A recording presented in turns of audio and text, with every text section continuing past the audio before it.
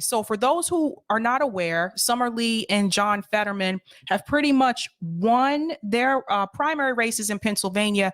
Now, when it comes to Summer Lee, her race is actually closer than I thought it was the other day. So I think they may end up having to do a runoff for that race. But there's some concerns. Let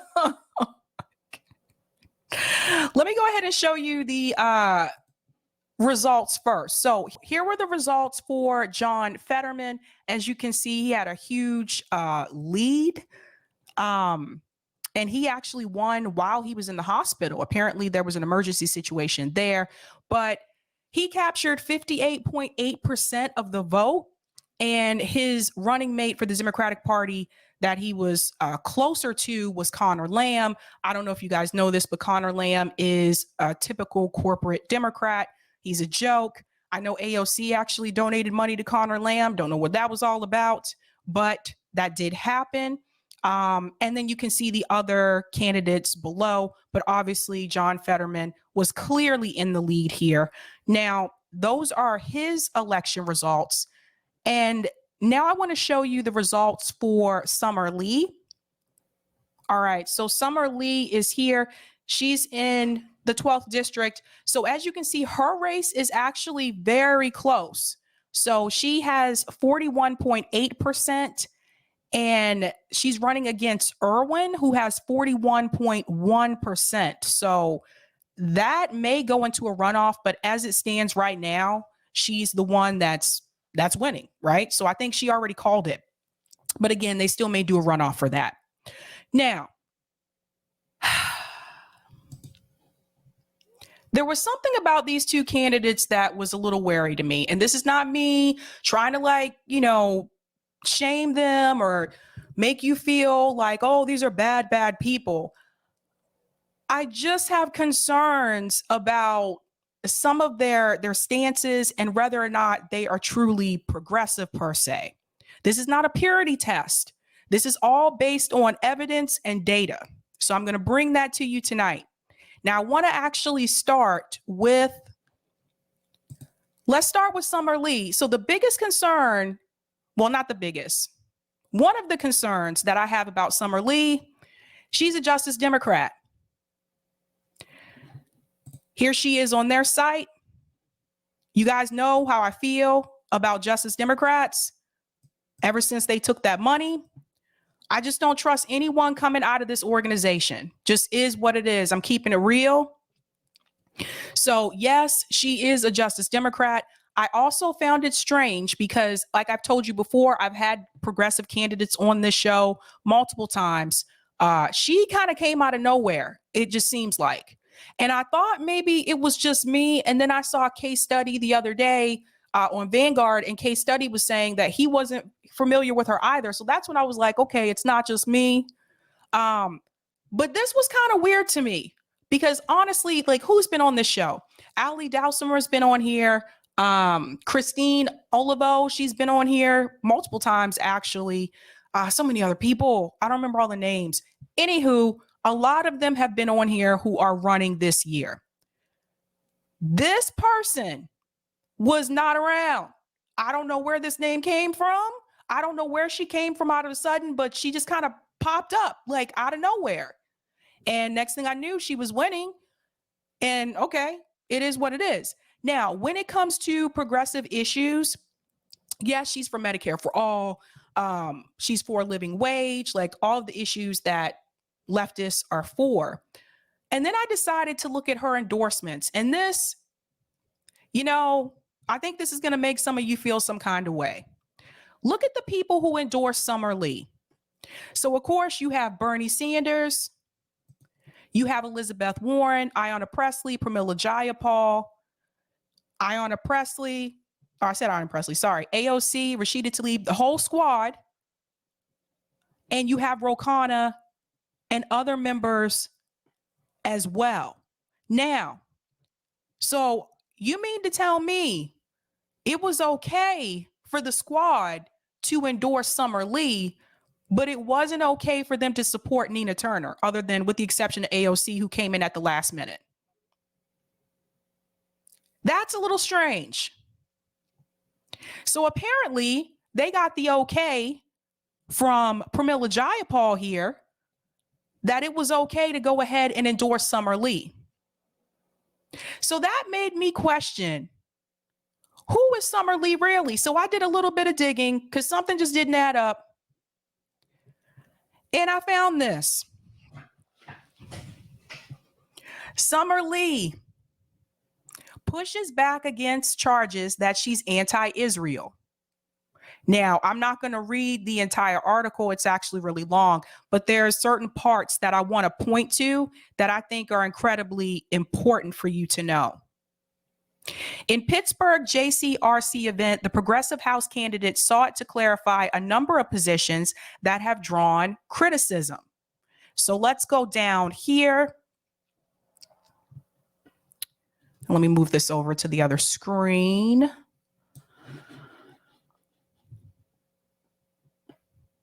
Okay.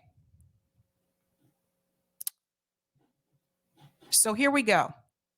In a conversation with Laura Cherner, who directs the Community Relations Council, Lee, 34, rejected such claims, noting that she absolutely believes in Israel's legitimacy as a Jewish state.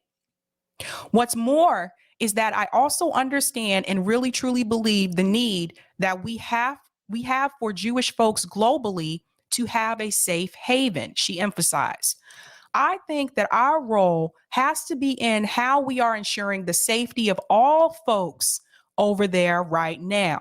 So this right here was her attempt to make it seem like she's speaking for Israel and for Palestine. So what she was trying to tell them is that I think that we should have concerns over both. Now, this was after she was already accused of being anti-Semitic. Now, I do believe as well, she compared BDS to Black Lives Matter movement.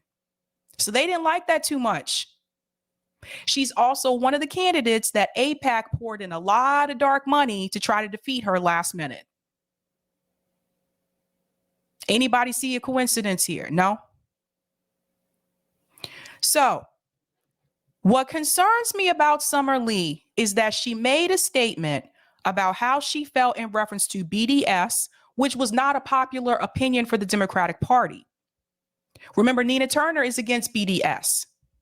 John Fetterman also said he's against BDS. That's in favor of Palestine. That's a Palestinian-led movement. So here was Summer Lee trying to backtrack and say, well, no, I mean, we should be concerned about people in Israel and we should be concerned about the Palestinians as well. That's not what the Democratic Party wants to hear. They want you to be for Israel and only for Israel. They do not want you to support Palestine. And it's not just the Democratic Party. Look at these institutions. Harvard University didn't want to give Cornell West tenure because he wanted to support Palestine.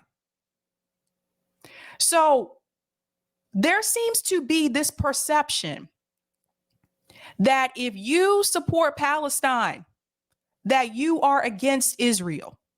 Even though she came back and said we should worry about both of them, they still smeared her and said she was anti-Semitic. And what that tells me at the end of the day is they don't want you to have love for both of them. They want you to support one, and they only want you to support Israel.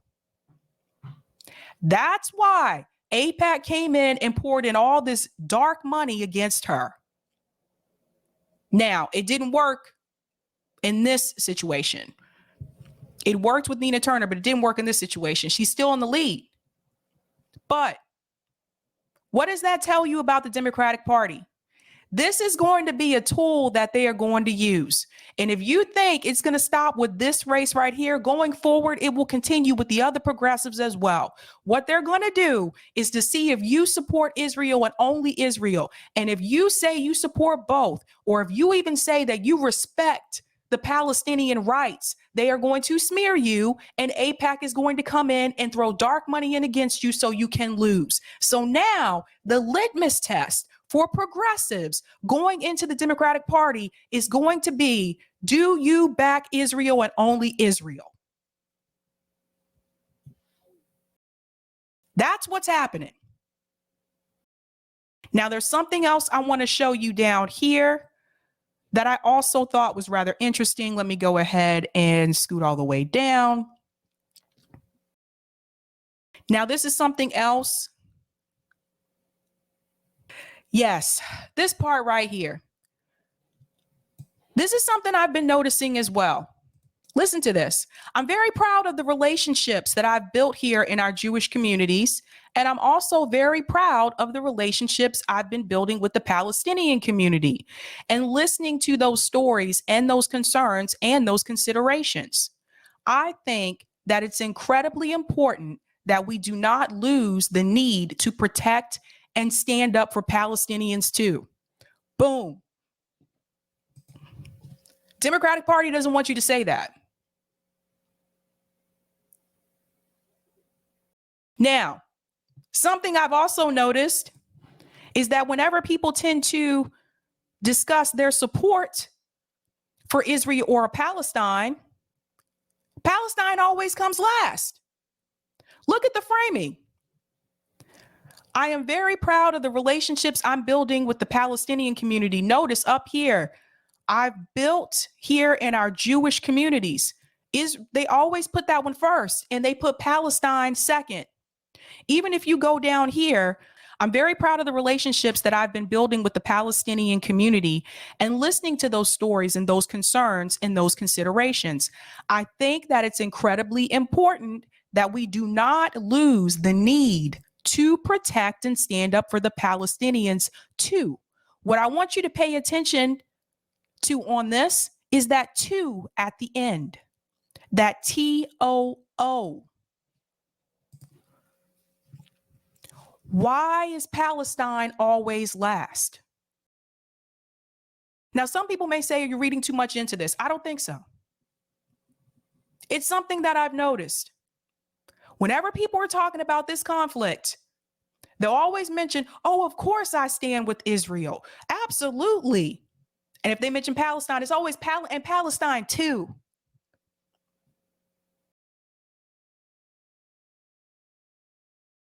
I think we need to remove this notion that if you criticize Israel or you critique Israel in any way, shape, or form, that you're anti-Semitic. That has to stop.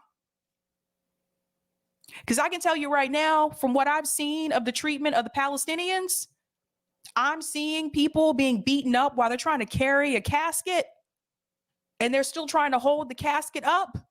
And I'm seeing them brutalize Palestinians just for carrying a casket through the street. Based on what I've seen so much with this conflict, the Palestinians, they remind me of, they're kind of like the Black people of Israel. The way they're being treated right now. You should watch some of these videos. It's horrific. Some of the things I can't show you on here. It's terrible. Absolutely terrible. This is going to be the litmus test, though. Now, that being said, let's move on to John Fetterman. Now, John Fetterman came out in support of Israel. Now, let's look at this. John Fetterman says he'll lean in on U.S.-Israel relationship as senator. So there's that. And here you can see he's saying he was eager to affirm his unwavering commitment to bolstering ties between the United States and Israel in an interview with Jewish Insider on Thursday, emphasizing that he will lean in on such efforts if he is elected to the upper chamber this November. So, there you go. Did AIPAC throw in a bunch of money to stop John Fetterman? No. They did that this summer, Lee. This is going to be the litmus test. Watch. Now, that being said, there's more that you need to see. Now, this came from Jordan Sheraton in reference to the super PACs. And I think he's actually quoting this from Weaver. Listen to this. In response to Democrat-backed super PAC onslaught against progressive candidates, mostly women of color, Bernie Sanders' 2016 campaign manager and close advisor Jeff Weaver suggests these progressives who get crushed by money in the Democratic primary may turn around and run as an independent in the general. Now, the fact that this is coming from Jeff Weaver, I don't know, man. I don't know. It's Jeff Weaver we're talking about. His advice doesn't seem to be too great. But listen to what Jeff Weaver said. Or in some spaces, progressives could even forego primaries altogether, running general election candidates as independents in swing districts. They might not win, but they could split the vote just enough to prevent a centrist Democrat from coming out ahead of the Republican. Can they get 5 to 10% of the vote in some swing districts? Weaver asked. I think they can. That is certainly an option. I say, why not just run as an independent, period? You see what they're doing to these candidates? You see, this is the Democratic Party. You see what they're doing to these candidates? Oh, if you're not 100% for Israel, we're going to just throw this money in there. So I knew there was something a little bit off here. So my thing is this. If they are willing to waver now, if Summer Lee and if John Fetterman, if they're willing to waver now, what is going to happen after they win?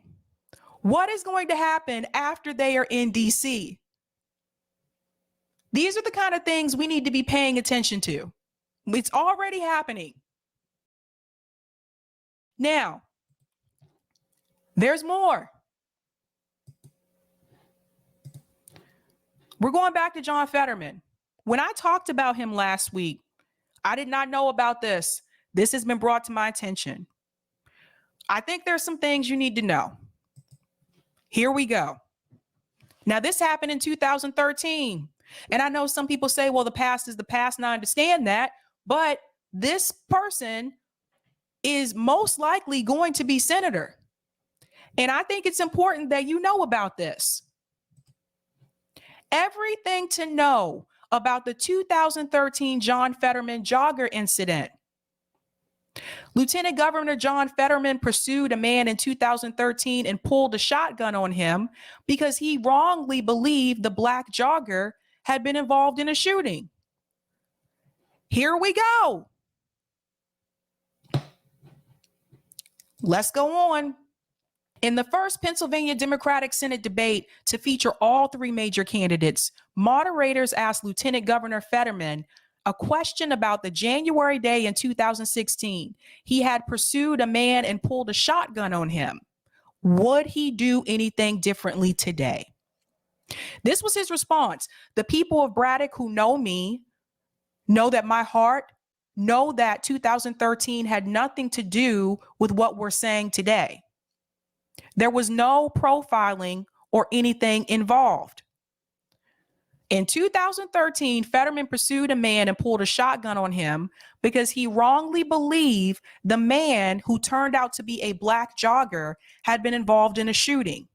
While the incident has long loomed over Fetterman's campaign, it's been particularly amplified by his opponents as the May 17th Democratic primary approaches.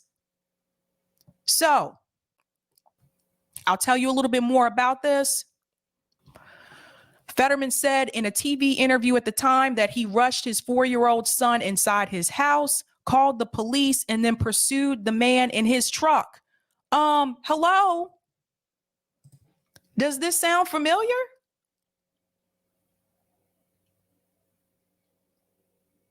He called the police, let the police do their job. Why you call the police and then you get in your truck and you try to chase him down? That just sounds familiar.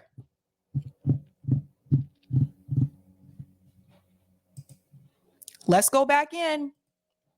He said he confronted him with a 20 gauge shotgun to stop him from fleeing before the police arrived. I believe I did the right thing, but I may have broken the law in the course of doing it. and I'm certainly not above the law. This is the concerning part right here, you guys. He said, I believe I did the right thing. What? Guys, this guy is about to be a senator. Why are more people calling this out? If he called the police, he should have let the police handle it and do their job. Why did you even call the police if you were going to get into your truck and aim a gun at this man? That's not, no. He tried to say profiling had nothing to do with it. Bullshit. This is concerning. And I see a lot of people praising John Fetterman right now. They're not talking about this incident. This is like Ahmaud Arbery all over again. Only this jogger was able to live. This guy's about to be a senator. Doesn't matter if he's on blue team or red team. Doesn't matter that he's running as a Democrat. He chased down a black man with a freaking shotgun.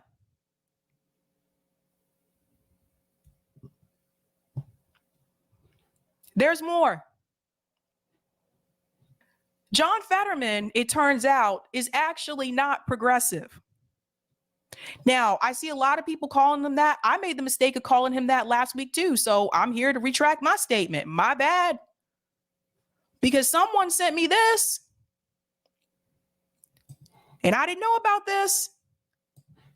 So I'm going to let you hear this for yourself. Here we go.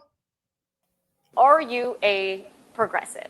No, I'm just a Democrat that has always run on what I believe and know to be true.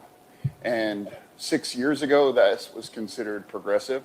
But now there isn't a single Democrat in this race or any race that I'm aware of that's running on anything different. So that's not really progressive. That's just where the party is. I think that's the essence of what our party stands for, right? What? Thanks for watching. No. One more time. Are you a progressive? No, I'm just a Democrat that has always run on what I believe and know to be true.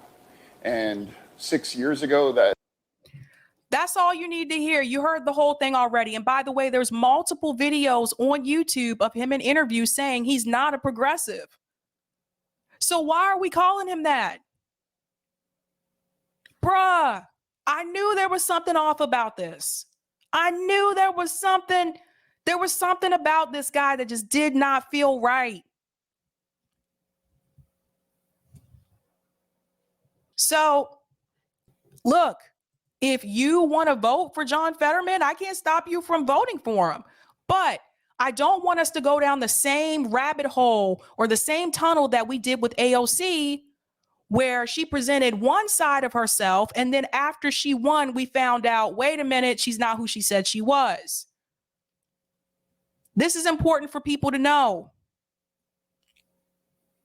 And for the person in the chat saying you're doing a good job of a smear campaign, no, honey, I'm telling you the truth, which you need to know. You need to know who your politicians are. Like I said, this guy is about to be a senator.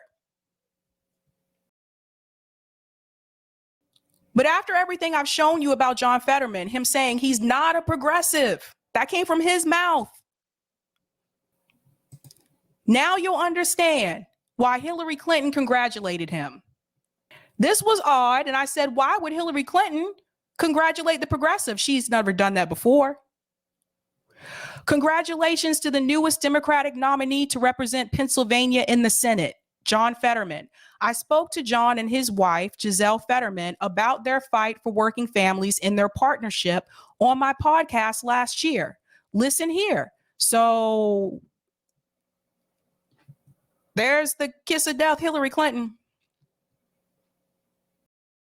And you guys know this. You guys know that Hillary Clinton does not congratulate the progressive candidates, which means that even Hillary Clinton knew, she said she spoke to him last year, she knew he wasn't progressive. So the Democratic Party has co-opted the term progressive. This is what I was trying to warn people about. The Democratic Party, They have co-opted the term progressive and they watered it down and made it into what they want it to be. This is why they can call someone like Shontel Brown a progressive.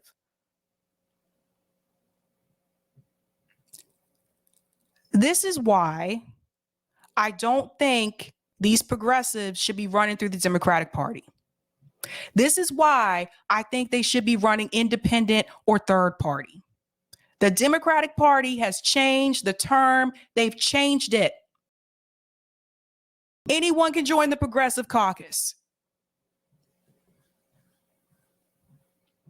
It's a shame.